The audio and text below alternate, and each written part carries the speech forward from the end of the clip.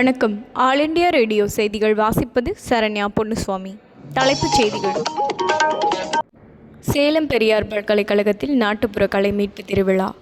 விரிவான செய்திகள். சேலம் பெரியார் பல்கலைக்கழகத்தில் 2 நாட்கள் நாட்டுப்புற கலை மீட்பு திருவிழா நடைபெற்றது.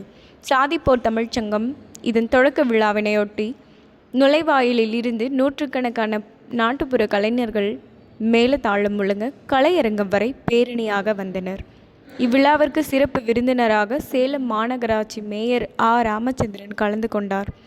மேலும் மாநகராட்சி ஆணையர் ரஞ்சித் சிங்கிற்கு நாளைய நம்பிக்கை விருதினை துணைவேந்தர் ஜெகநாதன் வழங்கினார். துணைவேந்தர் விழாவிற்கு தலைமை வகித்து பேசியதாவது: தமிழரின் பாரம்பரியமும் மண்ணின் மரபு சார்ந்த நாட்டுப்புற கலைகளை இளைஞர்களிடம் கொண்டு சேர்த்திடும் வகையில் மாநில அளவில் நாட்டுப்புற கலை மீட்பு திருவிழா பல்கலைக்கழக சார்பில் நடத்தப்பட்டுள்ளது என்று கூறினார். மயிலாட்டம், கும்மியாட்டம், தப்பாட்டம், கரகாட்டம், நாதஸ்வரம் என பெரியார் பல்கலைக்கழக வளாகம் மகிழ்ச்சி வெள்ளத்தில் நிரம்பி காணப்பட்டது.